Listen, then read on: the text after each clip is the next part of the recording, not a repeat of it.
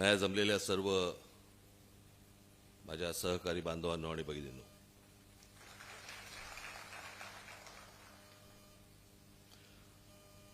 मध्ये माझी 2 भाषणं झाली पुण्यामध्ये, ऐकली असतील कदाचित. पण मला असं वाटतं की बऱ्याच दिवसानंतर आपण जरा एकमेकांना भेटतोय.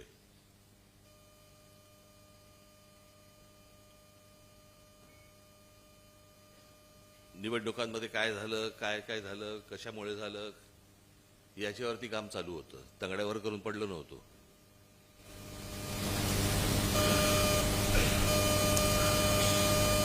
स्टेप बाय स्टेप जाऊ.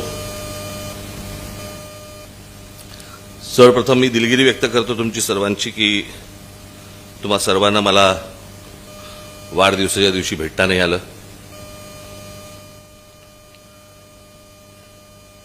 माझी इच्छा होती, तुमची इच्छा असते, पण ते जरा कठीण होऊन बसतं. आता कुठून आले रे माश्या एवढ्या?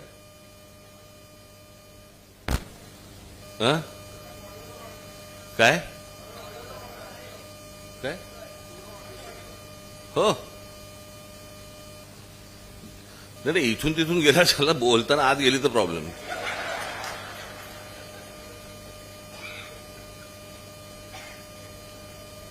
मी एकदा त्या मागे खूप वर्षांपूर्वी नागोठण्याला एक सभा होती, तिकडे आपले कोणतरी बोलत होते.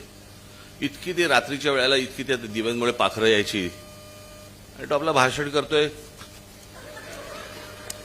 सगळे आतमध्ये गेलेली. त्यावेळेला तसे काही लाईट बीटवर फार नसायचे. कुठेही ती पाखरं आपल्या शिरायची, कुठेही जाऊन हुळहुळायची.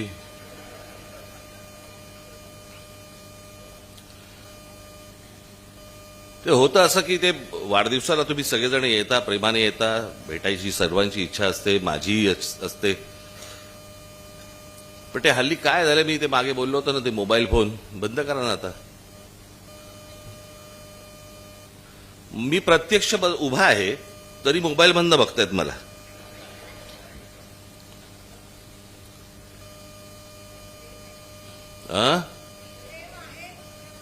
मान्य, मला जड जातं.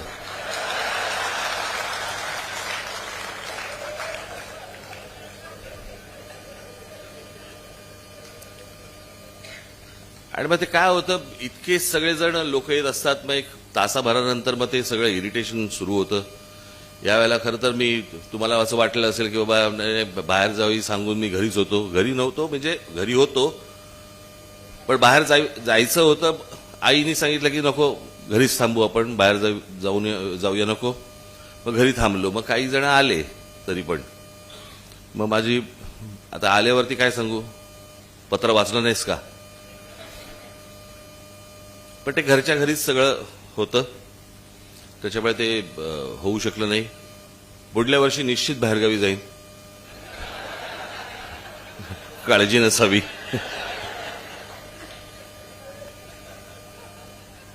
असो,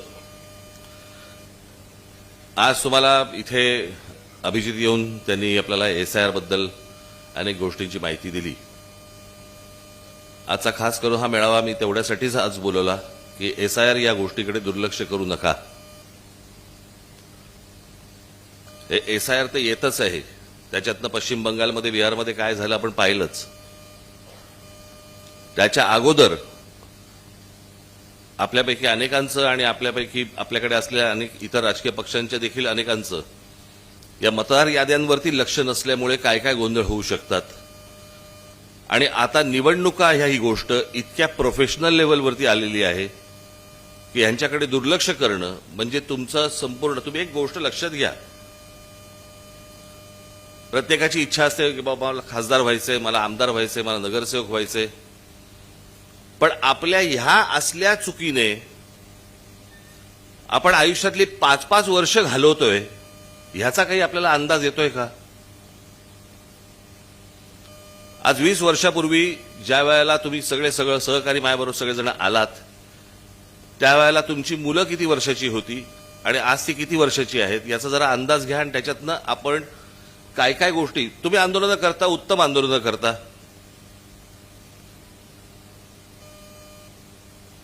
भाषणही उत्तम करता, घराघरापर्यंत लोकांना विचार पोहोचवता, सगळ्या गोष्टी करता, लोकांना भेटत असता, सगळं काही आहे. पण ही सगळी गोष्ट करत असताना निवडणूक ही एक प्रक्रिया आहे आणि त्याच्यामध्ये गेल्या 2-4 वर्षामध्ये ज्या प्रकारच्या निवडणुकांचं समीकरण मानलं जात आहे देशभरामध्ये, त्याचा विचार तुम्ही निश्चित करणं गरजेचं आहे. अन्यथा फक्त आंदोलनं करत राहू आपण.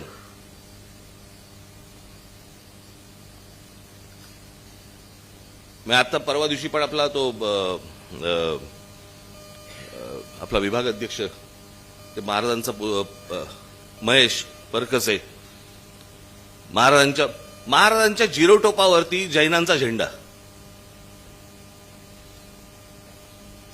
इथपर्यंत गेलं की सगळं तुम्हाला महाराजांचा जिरोटोप वगैरे कळेल असं झाला. पण ह्या सगळ्या गोष्टी काही जाणून बुजून सुरू आहेत का? की निवडणूक प्रक्रियेकडे तुमचं संपूर्ण दुर्लक्ष होऊन फक्त तुम्हाला आंदोलनामध्ये गुंतवून ठेवण्याचं काम सुरू आहे का? मला असं वाटतं हे पण तुम्ही तपासणं गरजेचं आहे, आवश्यक आहे. आज वर्षोनवर्ष इथे अनेक जैन लोक राहत आहेत. प्रत्येक धर्माबद्दल आम्हाला आदर आहे. त्यांचे मुनी जे काही उत्तम काम करत असतील त्याही बद्दल आदर आहे. पण काही जण जे आहेत त्यांच्यातले काही मुनी हे भारतीय जनता पक्षाच्या गच्छपी लागलेत आणि गच्छपी लागून तिथे ते राजकारण करण्याचा प्रयत्न करतायत, ज्याच्यामध्ये तुम्हाला अडकवून ठेवतायत. तो एक जण कोणतरी आहे, तो त्याला मुनी पण म्हणत नाहीत. कोणतरी एक जण आहे त्याला मुनी पण म्हणत नाहीत. एक कुरळ्या केसाची इथे दाढी बिडी काहीतरी घेऊन फिरतो, त्याला इथे कुरळे केस आलेत.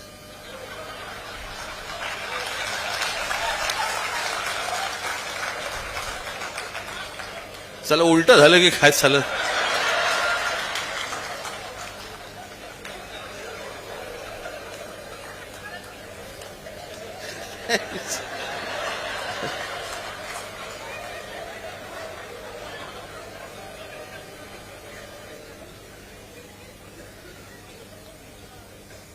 आम्ही हातात बांगड्या नाही भरल्या. मराठी माणसाचं मनगट पाहिलंय का कधी?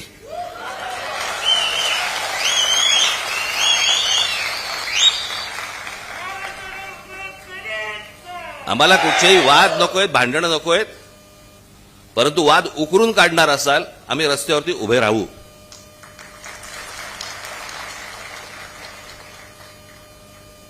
मला त्यातले काही जण भेटायला येणार आहेत मला, त्याला मी त्यांच्याशी बोलीनच. कसले पांढरे पट्टे मारताय, कशासाठी मारताय, कुठून आलंय नवीन? अनेक मुनी यांचे रस्त्यावरती फिरत असतात, हायवेवरती फिरत असतात, सगळीकडे जात असतात. तेव्हा नाही पांढरे पट्टे लागत तुम्हाला? सोसायट्यांमध्ये सांगताय, अस्तित्व दाखवताय. तुम्ही धर्माचं काम करा. तुम्ही त्या समाजाबद्दल, त्या जैन समाजाबद्दल जे काय धर्माचं काम करत असाल करा, करण्याबद्दल काहीच प्रश्न नाहीये. नको त्या भानगडीत कशाला येत आहे?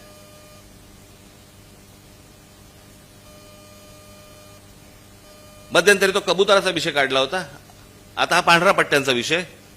आणि हे राजकीय पक्षांच्या नादी लागून करतायत. सगळा जैन समाज असा नाहीये, पण हे जाणून बुजून. आणि मला तुम्हाला हेच सांगायचंय की या सगळ्या याच्यामध्ये तुम्ही सगळे उतरता, आपलं डोकं फिरतं आणि त्याच्यामध्ये तुम्हाला या एका विषयांमध्ये, अशा गोष्टींमध्ये तुम्हाला गुंतवून ठेवायचं ज्याच्यामध्ये भावनिक सगळे विषय काढायचे आणि ह्यांचं काम हे वेगळ्या तऱ्हेने चालू असतं. तुम्हाला इकडे बघायला लावतात आणि ह्यांचं काम इकडे चालू असतं. ही गोष्ट तुम्ही लक्षात घेतली पाहिजे, गांभीर्याने लक्षात घेतली पाहिजेत.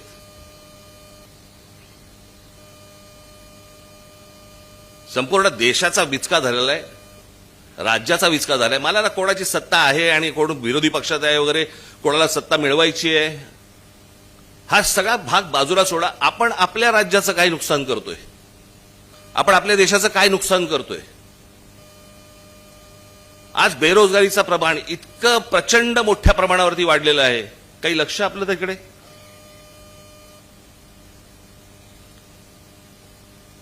आज अजून पाऊस पडलेला नाहीये. महाराष्ट्र देशात अनेक ठिकाणी, खास करून महाराष्ट्रामध्ये दुष्काळी परिस्थिती येणार.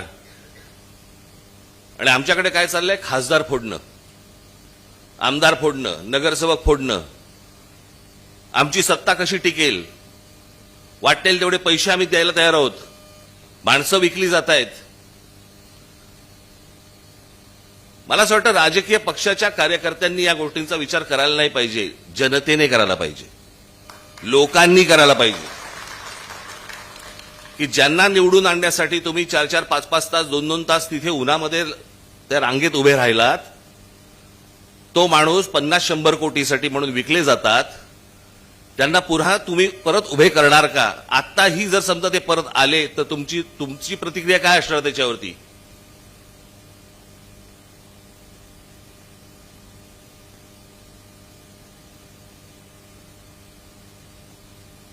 एक जुनं वाक्य आहे ते, स्वाभिमान मेला ना की उरतात फक्त जिवंत प्रेत.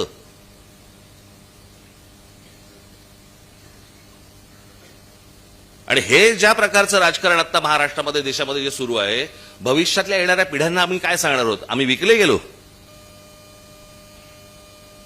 म्हणून तुमच्यासमोर ही परिस्थिती आली. माझ्याकडे आता एक आकडा आहे, ते खास करून तुमच्यासाठी आणलाय. देशात आत्महत्यांचं प्रमाण किती वाढलंय त्याचा हा आकडा इंडियन एक्सप्रेसचा रिपोर्ट आहे.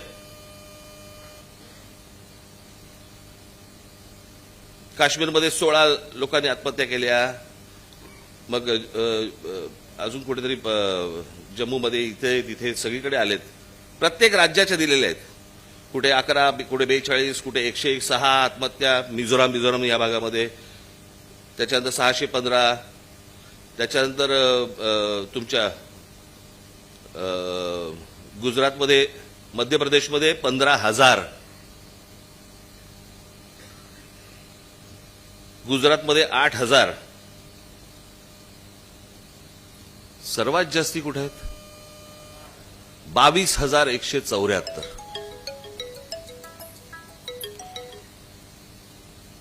आज शेतकरी आत्महत्या करतायत, विद्यार्थी आत्महत्या करतायत, नीटचे पेपर फुटतायत. या नीटला जेव्हा आणली त्याच वेळेला आपण विरोध केला होता.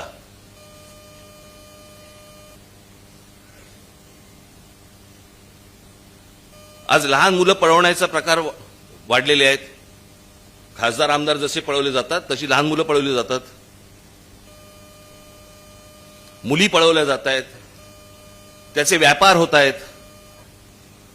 त्याला परदेशी पाठवलं जातंय. काही जणींना वेश्या व्यवसायाला पाठवलं जातंय.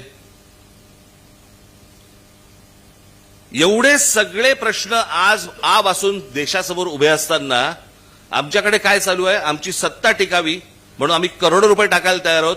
आम्हाला खासदार फोडायचेत, आमदार फोडायचेत, नगरसेवक फोडायचेत. तुमच्या मताला किंमत काय? 0. कोण तुम्ही, कोण नाही. रांगेत उभं राहा, मेंढरासारखे मतदान करा, मोकळे व्हा.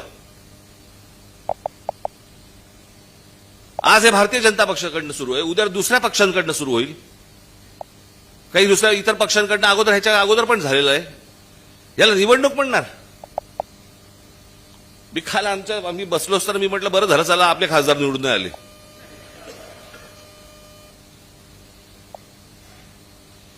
पण या पळवापळवीच्या राजकारणामध्ये आपण मूलभूत गोष्टी आपण विसरून जातो आहोत. आपण महाराष्ट्राचं अस्तित्व विसरून जातो आहोत. महाराष्ट्राचा स्वाभिमान विसरून जातो आहोत. महाराष्ट्राची परंपरा विसरून जातो आहोत. देशाची परंपरा विसरून जातो आहोत. आणि चौबाजूने आम्ही काय बघतोय आज? या सगळ्या गोष्टी विकल्या जात आहेत. मी तुम्हाला आता एक आपल्या हे महावितरण ना, MSCB,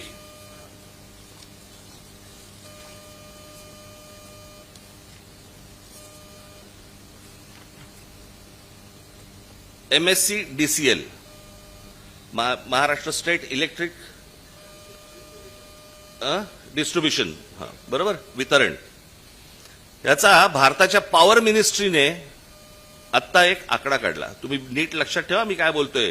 इथे माझे चॅनलवाले असतील त्यांनी जर नीट, पत्रकारांनी नीट बघावं. हा माझ्याकडे आता रिपोर्ट आलाय. या भारताच्या पॉवर मिनिस्ट्रीने जाहीर केलेला रिपोर्ट आहे MSCDCLची. 100 पैकी महाराष्ट्राला किती गुण मिळाले असतील पॉवर डिस्ट्रीब्युशनमध्ये? तुम्ही राजकारण नीट समजून घ्या मी काय बोलतोय ते. किती गुण मिळाले असतील? 100 पैकी किती गुण मिळालेले असतील महाराष्ट्राला? 1.5%. 1.5 गुण मिळाले. 1.5.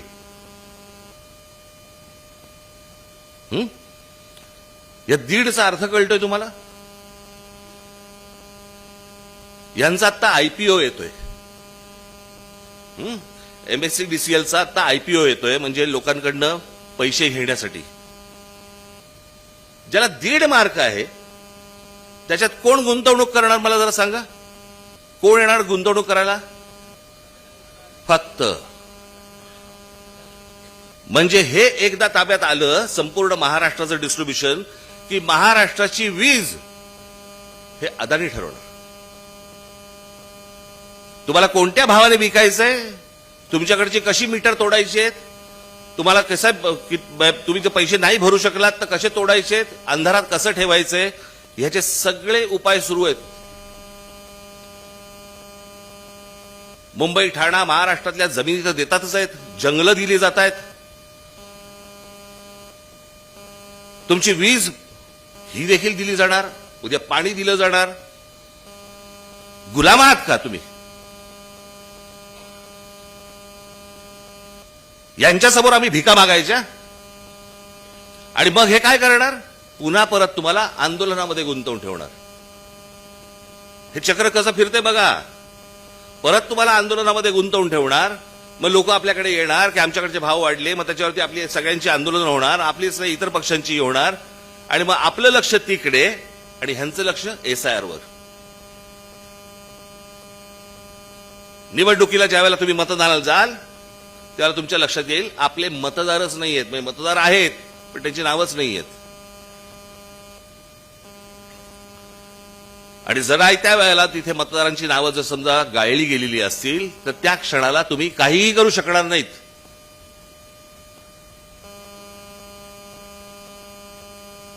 मला जे कळलं त्याप्रमाणे आता काहीतरी ममता बॅनर्जींची जवळपास 27 लाख मतं काढली गेली. 27 लाख.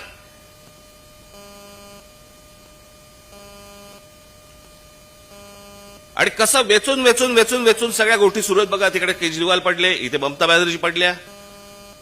हवाय तो घ्यायचा, बाकीच्याला पाडायचं, संपूर्ण सिस्टीम ताब्यात घेतलेली आहे.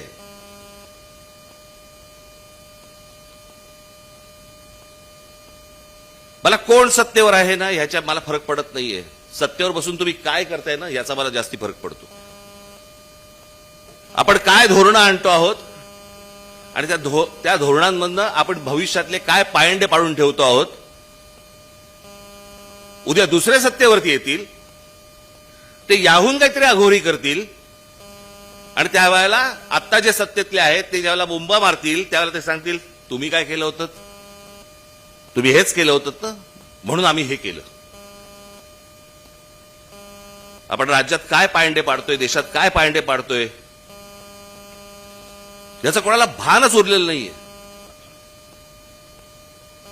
तुम्हाला आठवत असेल की ज्यावेळेला महिला ती ह्याची योजना आणली, काय बहीण लाडकी बहीणची योजना आणली, मी तेव्हाच सांगत होतो की महिलांच्या सक्षमीकरणाकडे जास्ती तुम्ही लक्ष द्या, त्याच्यावरती पैसे खर्च करा. दर महिन्याला पैसे देण्याची गरज नाहीये. 1,500 रुपये देत आहेत, त्या महिन्याला 1,500 जात आहेत कुठे जरा एकदा बघून घ्या. आता त्याच्यातही कट येणार. फुकट कुठची गोष्ट दिल्यावरती राज्य चालू शकत नाही, देश चालू शकत नाही.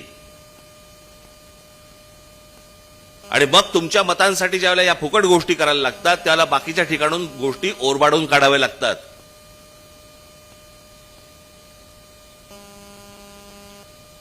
तुमच्याकडे तुम्हाला 1 रुपया द्यायचा आणि तुमच्याकडनं 10 रुपये ओरबाडून काढायचे, 100 रुपये ओरबाडून काढायचे.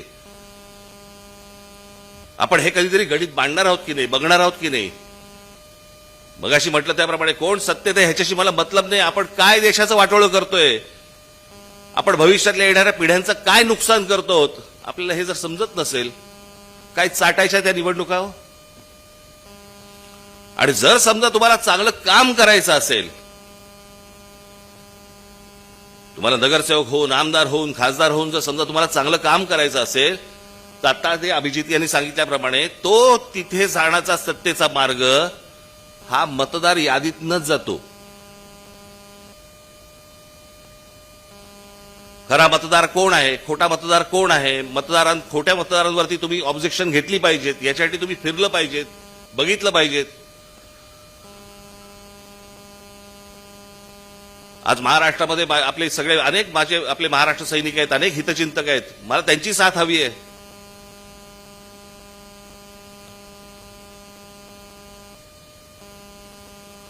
त्यांनी यावं, पक्षाला मदत करावी, माझ्याकडे यावं, मी सांगतो काय करायला पाहिजे ते. पण हे नुसतं तुम्ही वरवरचं राजकारण, वरवरच्या गोष्टी आणि आंदोलनं ह्या करून होणार नाही. ते आज आंदोलन घरापर्यंत पोहोचतं, पण ते घर मतपेटीपर्यंत पोहोचत नाही. याला काय म्हणायचं? आपल्या विरोधामध्ये काहीतरी एक षडयंत्र रचलं जातंय, याचा काही आपल्याला अंदाज? आणि किडूक मिडूक गोष्टींवरती समाधान मानू नका हो. आपण चांगल्या महाराष्ट्राचं स्वप्न पाहतो.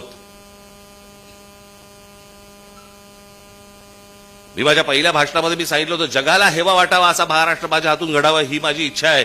पण ते करताना हातामध्ये सत्ता नको का?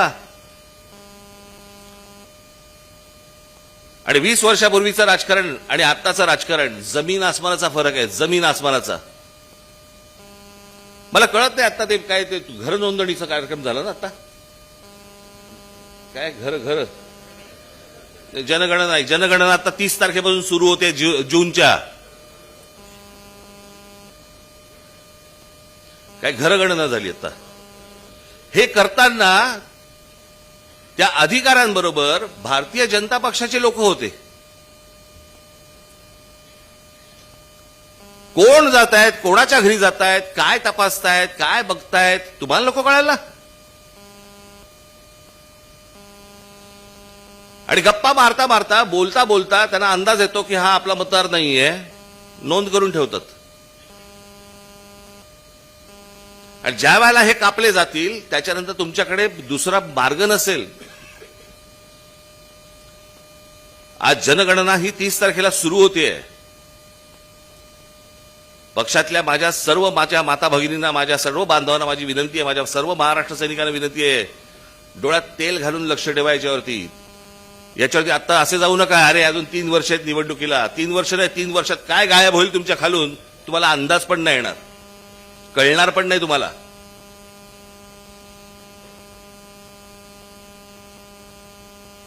त्याच्यामुळे आता एक पक्षातर्फे एक सिस्टीम लावली जाणार आहे. आता हे दुबार मतदार, 2 पैकी एकाच ठिकाणी राहणार नाव. तुम्हाला वाटेल 2 पैकी एकाच ठिकाणी नाव राहणार म्हणजे कुठचं नाव राहणार? साधे भोळेपणाने जाऊ नका हो, यांच्याकडे साधे भोळेपणाने पाहू नका. या लोकांकडे हे काय ज्या प्रकारे चालू आहे ते.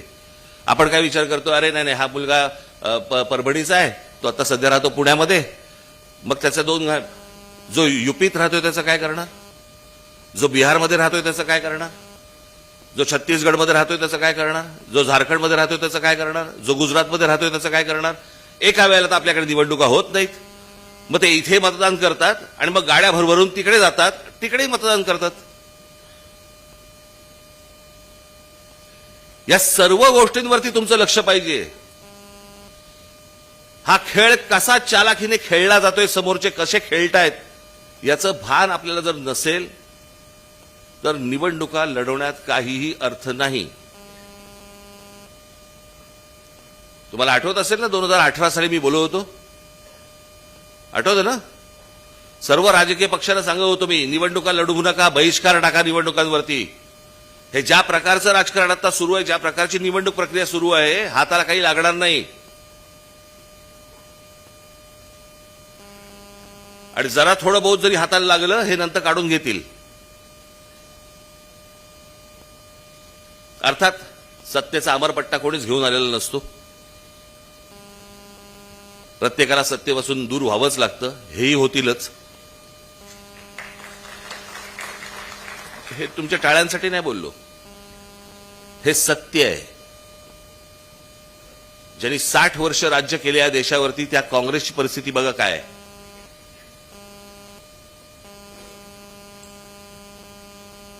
आणि मी तुम्हाला सांगतो ना, हा सगळा आत्ता हे खासदार फुटले, परवा दिवशी माझ्याकडे पत्रकार आले होते.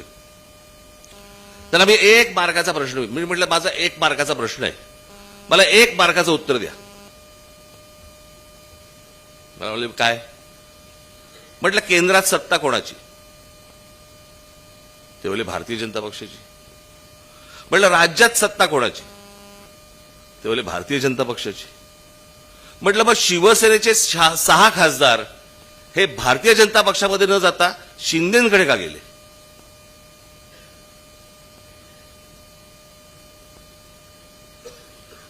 म्हणजे वरती केंद्रामध्ये काय नेमकं राजकारण सुरू आहे. आणि 2029ची ही अमित शहा स्वतःची तयारी करतायत. आणि त्याच्यामुळे भाजपमध्ये तर असतील, जर विरोध करणारे असतील तर बाकीचे जे सगळे गट आहेत ते बरोबर असलेले बरे, याच्यासाठीची नाही तर 6 भाजपमध्ये जाऊ शकले असते. सोपं आहे ना. हे नेमकं काय घडतंय मी तुम्हाला सांगतो. ज्याला आपण अंतर्गत, ज्याला म्हणतो ना, एक वाद, ज्वालामुखी, त्रास, असा जो गोंधळ सगळा जो आहे ना, हा या देशापेक्षा भारतीय जनता पक्षात जास्ती आहे.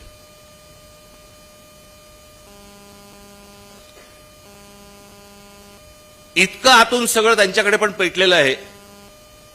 आता फक्त नरेंद्र मोदी आहेत, एक तिकडे एक मॅग्नेट आहे, त्याच्यामुळे सगळं शांत आहे.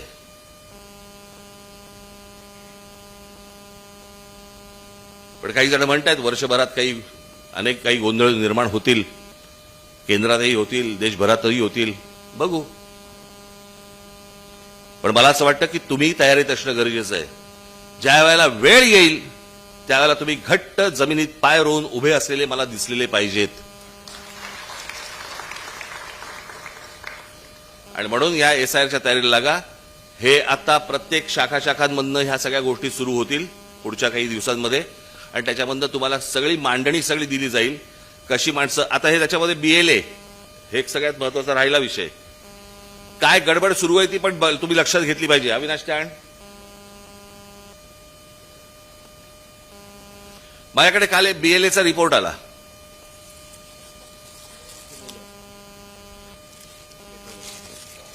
BLAचा रिपोर्ट आला माझ्याकडे. तो दिला होता तुला रिपोर्ट? हा.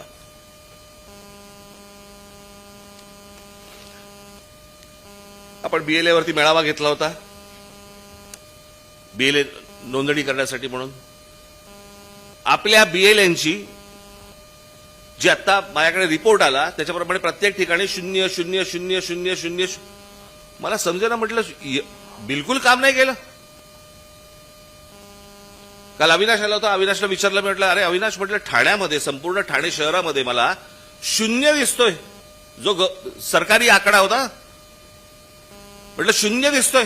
तो मला असं होऊच शकत नाही. मग सगळी त्यांनी माहिती काढली आणि माहिती काढल्यानंतर कळलं हे सगळे BLAचे फॉर्म त्यांच्या अधिकाऱ्यांच्या सहीने भरून ठेवलेले फॉर्म त्या अधिकाऱ्यांनी टेबलाखाली ठेवून दिले होते. रजिस्टरच केले नाहीत, फक्त तुम्हाला शिक्के दिले, पुढे काही नाही केलं. हे प्रत्येक निवडणूक जे अधिकारी आहेत तिकडचे या शहरांमधले इतर, यांच्यावरती तुम्हाला दबाव आणावा लागेल. हे काय प्रकारचं कारस्थान सुरू आहे? हे बघा, हे प्रत्येक हे ठाण्यामधले वॉर्डाचे आहेत.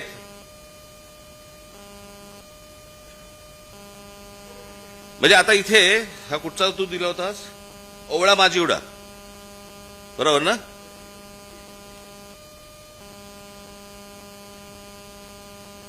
हे ओवळा माजिवड्याला 0 दिलेले, 0. हे एवढे भरलेले आहेत. म्हणजे हे तुम्हाला काम करू देणार नाहीत. आणि तुम्ही जर समजा BLA म्हणून रजिस्टर झाले नाहीत तर हे तुम्हाला एसआयआरच्या यादीमध्ये काम करू देणार नाहीत. त्याच्यामुळे तुम्ही ही गोष्ट किती गांभीर्याने घेतली पाहिजे. आज इतके बीएलए आपण सगळे नोंदण्या केल्या सगळ्यांच्या, कुठे आहेत ते? मी तुम्हाला वारंवार सांगतो, ज्या प्रकारचं कारस्थान हे सगळं शासकीय यंत्रणा वापरून जे केलं जात आहे, हे तुम्हाला उधळून लावलं पाहिजे, तर निवडणुकीत यश मिळेल, अन्यथा नाही. त्याच्यामुळे तुम्ही ही एसआयआरची गोष्ट आणि ही बीएलएची गोष्ट अत्यंत गांभीर्याने घ्यावी.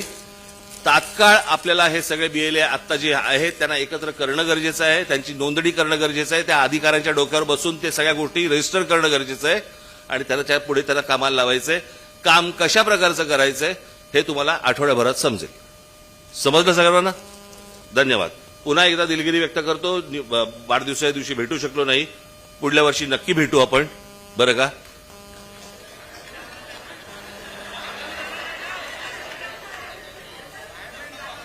हा, म्हणजे मी बाहेर गावी, तुम्ही सगळे येऊन भेटा एकमेकांना. भेटू. धन्यवाद. जय हिंद, जय महाराष्ट्र.